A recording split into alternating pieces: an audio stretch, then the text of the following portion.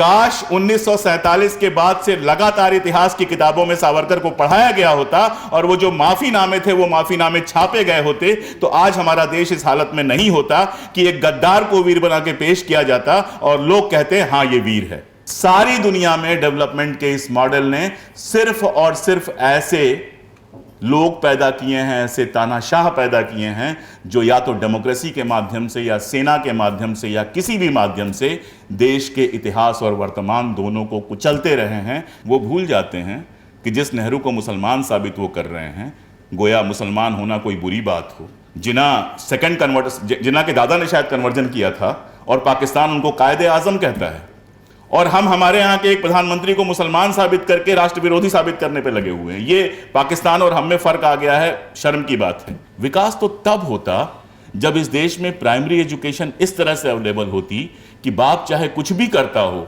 बाप चाहे चपरासी हो चाहे प्रिंसिपल हो, बाप चाहे सड़क पे काम करता हो, लेकिन हर बच्चे को शानदार प्राइमरी एजुकेशन मिलती, तो मैं कहता कि इस देश में विकास हुआ है।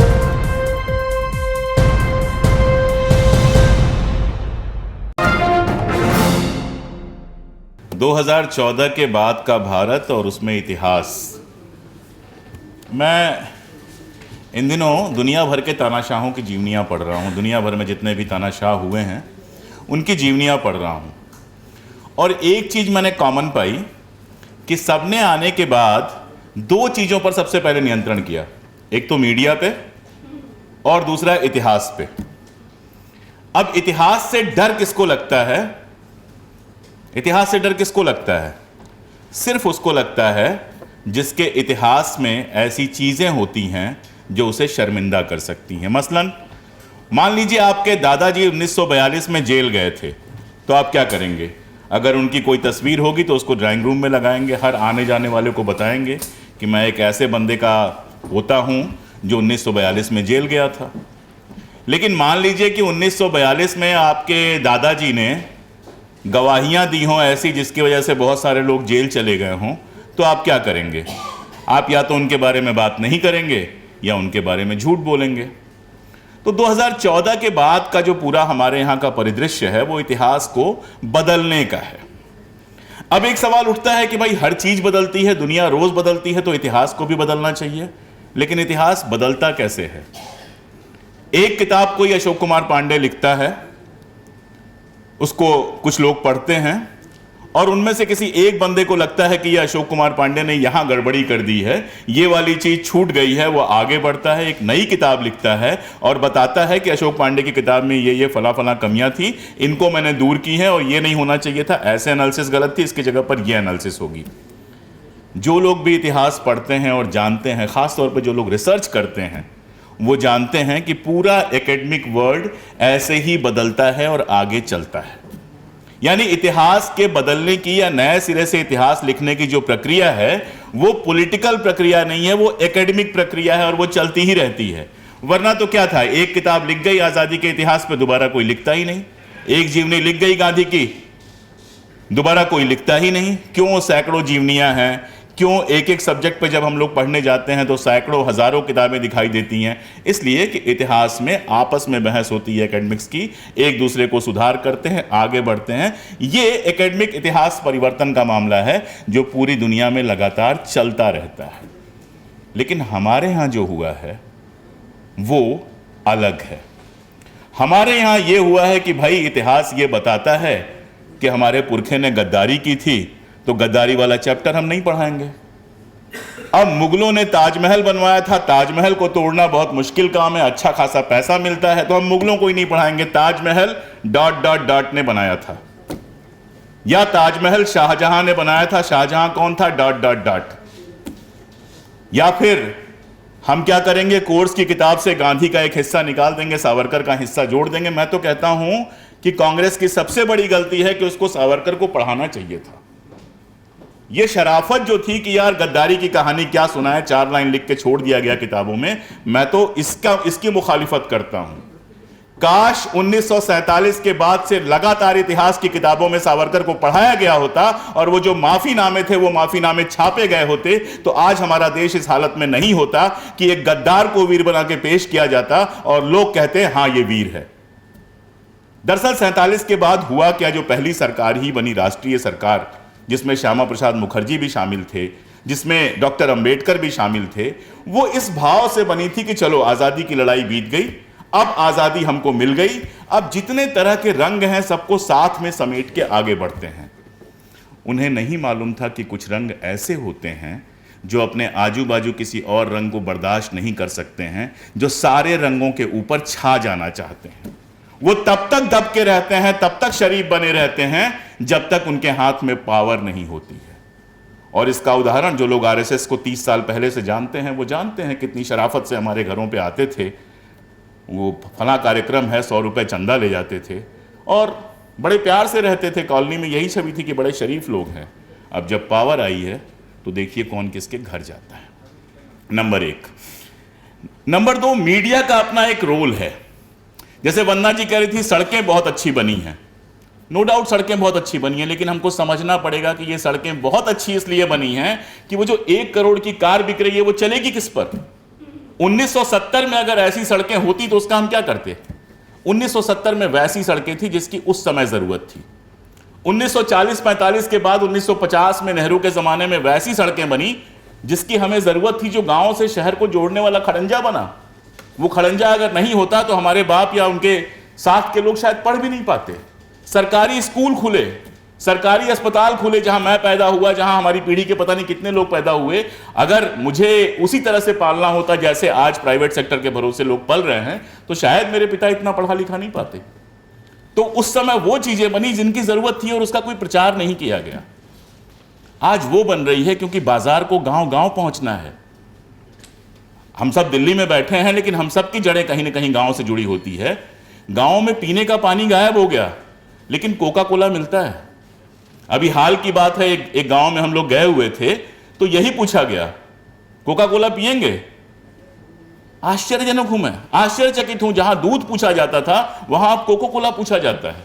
नमकीन के पैकेट पहुंच गए, लेकिन भूजा गायब हो गया जो घरों में मुफ्त में होता था।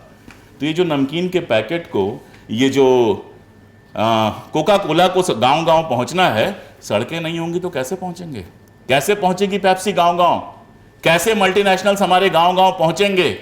इसीलिए 90s के बाद, लिबरलाइजेशन के बाद जिस तरह से चमकती हुई बंद सड़कें दिखी हैं, या चमकती हुई बहुत सारी चीजें दिखी हैं। जैसे मैं अपने शहर में जाता हूं, मॉल दिखता है और लोग दिखा देखा हमारे यहां माल बन गई। लेकिन हॉस्पिटल की हालत यह है कि नांदेड़ जैसी जगह पे और नागपुर जैसी जगह पे दवाइयां नहीं है, इसलिए लोग मर जाते हैं। दरअसल मैं ये सब बातें सब लोग जानते हैं, कोई नई बात नहीं कह रहा हूं, लेकिन मैं कह बस इसलिए रहा हूं कि हमें देखना भी सीखना पड़ेगा, क्योंकि मीडिया ने हमारे चश्मे नहीं, हमारी आंखें ही बदल दी हैं। हमको विकास का जो मतलब लगता है वो विकास है नहीं। वो एक खास तरह का मॉडल है कैपिटलिस्ट को लगातार एनरिच करने का। उनका जो मॉडल ऑफ डेवलपमेंट है उसी को पब्लिक में स्वीकृत करा लेने का, जो लगातार लागू हुआ है और जिसके लागू होने के बाद हम लोग भी कई बार कहने लगते हैं हाँ विकास तो हुआ है। विकास तो तब होता जब इस देश में प्राइमरी एजुकेशन इस तरह से अवेलेबल होती कि बाप चाहे कुछ भी करता हो, बाप चाहे चपरासी हो चाहे प्रिंसिपल हो, बाप चाहे सड़क पे काम करता हो, लेकिन हर बच्चे को शानदार प्राइमरी एजुकेशन मिलती, तो मैं कहता कि इस देश में विकास हुआ है। और ये मैं इररेस्पेक्टिव ऑफ गवर्नमेंट्स कह रहा हूं, इसमें मैं किसी को नहीं बख्श रहा हूं। मैं बार बार कह रहा हूं 90s के बाद, और 5 मिनट बाकी है मेरे पास, और आखिरी बात कह के मैं अपनी बात खत्म करूंगा। थोड़ा सा फिर से सोचिए, 90s के पहले लोग पढ़ रहे थे, लिख रहे थे, लेकिन तनख्वाहें कम डिस्कस होती थी। 90s के बाद एकदम से आया प्राइवेट सेक्टर, हर आदमी इंजीनियर बनने लगा। मेरे पिताजी फिजिक्स के प्रोफेसर थे, तो मुझे याद है एक बार उनका स्टूडेंट मिलने आया तो उन्होंने पूछा इंजीनियरिंग तो नहीं कर रहे हो? वो इतना चिढ़ते थे, जो गली गली इंजीनियरिंग कॉलेज खुले थे। सबसे पहले महाराष्ट्र में शुरू हुआ था, हर आदमी महाराष्ट्र में इंजीनियरिंग करने जा रहा था, तो पूरा मार्केट फैला। उसके बाद हमारी कांग्रेस गवर्नमेंट ने क्या बना दिया? मिनिस्ट्री ऑफ ह्यूमन डेवलपमेंट बना दी। एजुकेशन को बदल के ह्यूमन डेवलपमेंट बना दिया। ह्यूमन डेवलपमेंट ही है ना, क्या है? MHRD, resources, human resources. तो आप ह्यूमन रिसोर्स में तब्दील हो गए। और उसी के साथ क्या हुआ कि इतिहास की पढ़ाई, दर्शन की पढ़ाई, समाज शास्त्र की पढ़ाई, जिसको हम आर्ट साइड कहते थे या ह्यूमैनिटीज कहते हैं, वो पढ़ाई आपने धीरे धीरे खत्म करनी शुरू कर दी या उसको दूसरी तीसरी श्रेणी की पढ़ाई बना दी। नतीजा हुआ कि आपके पास मनमोहन सिंह के बोए हुए इस बीज से आपके पास प्रोफेशनल्स की एक ऐसी फौज खड़ी हुई जिसका संसाधनों पे कब्जा था, जो सबसे ज्यादा पैसा कमाती थी, जो समाज के सबसे अच्छे सोसाइटीज में रहती थी, सबसे अच्छी गाड़ियों में चलती थी। तो उसको लगता था ये फटे कुर्ते वाले जो हैं, ये अपने आप को इंटेलेक्चुअल क्यों कहते हैं, इंटेलेक्चुअल भी तो हम ही को दिखना है। और उनको जो नॉलेज परोसी गई उन्होंने मान लिया। गांधी जी ने 55 करोड़ रुपए दिए थे तो उन्होंने मान लिया कि 55 करोड़ पॉकेट में रख के गांधी जी गए, जिन्ना को दिए, बोले ये पैसा रखो, खुश रहो। उनको कह दिया गया कि गोडसे ने गांधी को मारा तो सही किया, तो उनको लगा बस गोडसे क्या कहते हैं उसको, सफेद घोड़े पे बैठकर आया और एक दैत्य की हत्या करके चला गया।